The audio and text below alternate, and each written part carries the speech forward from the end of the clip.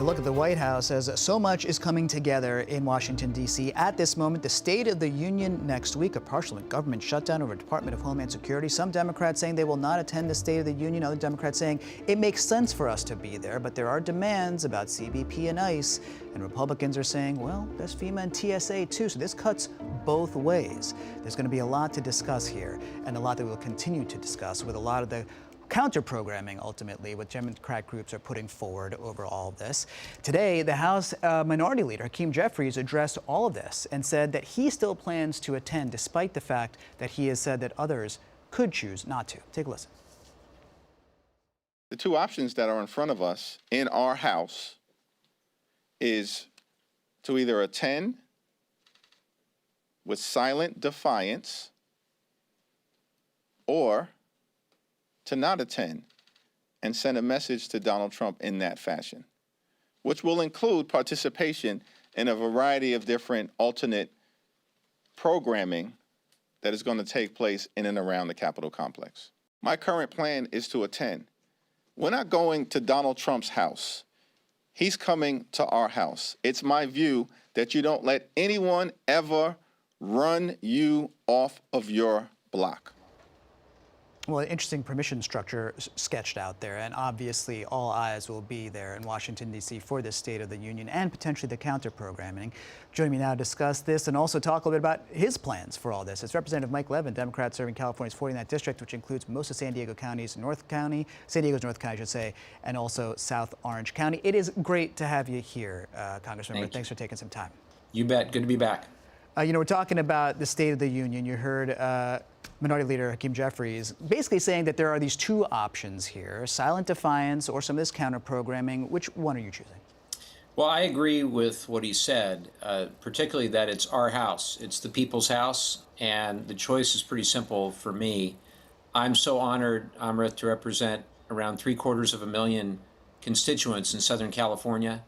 And for them and for their stories, I am their federal representative, and it is incumbent that I am there, in my view. And for my colleagues that choose not to be there, I understand where they're coming from. But I agree with what Leader Jeffries said. It's not Donald Trump's house, and you can't let Donald Trump run us out of the people's house. He's done far enough as far as that goes to undermine the rule of law and the checks and balances in the Constitution. His administration has undermined Article 1, the legislative branch, at every turn, and Mike Johnson, unfortunately, has empowered much of that. So I'm not going to add to that by not showing up for the State of the Union. I'll be one of those who are quietly defying and standing up to this administration every way that I feel appropriate, while always, as difficult as it may be, continue to try to find common ground wherever it's possible. It's really, really tough these days, though. It does seem that way, and we see that illustrated with this fight over the funding for the Department of Homeland Security. Now, largely, Congress got through what it needed to fund most of the government for the rest of the fiscal year, but the Department of Homeland Security continues to be an issue, in part because of these immigration enforcements, and we're talking about CBP and ICE, which is under the Department of Homeland Security's umbrella, but so are FEMA and TSA. So where are you with this? Because ICE is funded on the back of the big, beautiful bill, H.R. 1. So holding this up is not necessarily even impacting ICE specifically in this moment, right? How do you see this? Well, every year there are 12 appropriations bills, and I'm on the Appropriations Committee, and I'm pleased with the fact that we passed 11 of those 12 bills, and we were able to fund most of the federal government. And a lot of these bills were done in a truly bipartisan manner, where the Republicans acknowledged that to get these bills across the line, they needed the support of Democrats. And we were able to prevent a lot of the worst things from happening that the Trump administration wanted in their budget, the draconian cuts across the board. But when it came to the Homeland Security bill, it was very clear that the Trump administration, under the direction of Stephen Miller and Kristi Noem and others, wanted no part of any kind of good faith bipartisan conversation around reforming ICE. ICE was created, as I'm sure many of your viewers are aware, after 9/11 to deal with critical national security and public safety threats. And we support the need to go after dangerous and violent people, terrorists and so forth. But that is a far cry from what we're seeing now. What we're seeing now, under the direction again of Stephen Miller and Kristi Noem, is a mass deportation force with very little or no accountability. And my red lines, I've got a few, actually, Amrit. One of them is they need to stay out of sensitive locations. Schools, churches, for goodness sake, polling places, hospitals. They need to stay out of those sensitive locations. Number two, the IDs. They need IDs, and the masks need to come off. Those are at minimum. And number three, judicial warrants, not just administrative warrants, created for the purpose for and by ICE to carry out mass deportations. They don't care who they hurt. They don't care what families they separate. They don't care even what children they're putting in these awful circumstances. And now they're taking another $38 billion and they're buying up, at least they're trying to buy up, warehouses across the country for another 92,000 people to be put in these circumstances for, in 86% of the cases, non-violent offenses. That is absolutely absurd. And if they won't come to the table around any sort of serious reform, we're not going to come to the table. We're not going to fund a lawless, reckless entity. As you correctly said, the Republicans made a conscious decision, a statement of their values during the negotiation of their big, ugly bill. And that was very simple. At a time when millions of Americans can't afford health care, and when we needed money to be able to continue the Affordable Care Act credits that kept millions and millions on their care, Republicans decided instead to take that same money, roughly the same money, Amrit, and instead spend it on ICE, spend it on this, unbelievably out of control entity. So until they rein this in, it's going to be very hard to find any sort of common ground.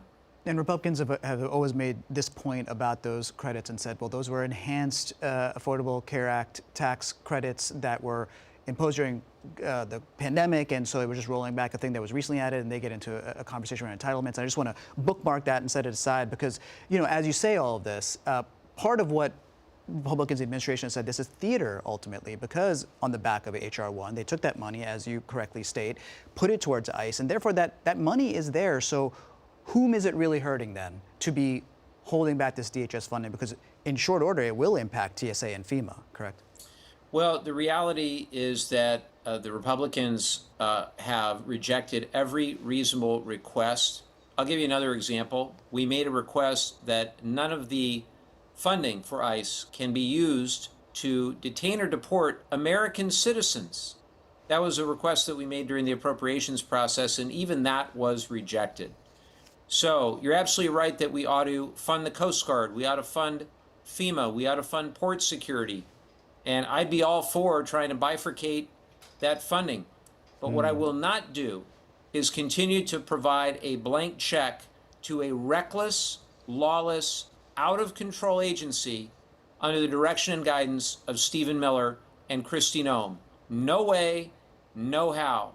And I think that's the bare minimum, that the things that I mentioned, those 4 or 5 things, that Republicans should at least come to the table and negotiate. But instead of that, Amrit, they're afraid to get sideways with this administration, even though they know, rank and file members behind closed doors, by and large, know that what is happening today is morally bankrupt, well, Congressmember, fundamentally un-American. To hear your perspective is valuable, being on the Appropriations Committee as you are, because so much of this is coming down to that specific committee. And before I let you go, I just want to make time also to discuss the ways in which you've raised some of this funding and got some of this funding through that impacts your district, it's about $42 million for 15 various projects, including, and this is important, $100 million nationally, which then impacts nuclear waste and fuel, which is important for your district as we think about Southern California with San Onofre.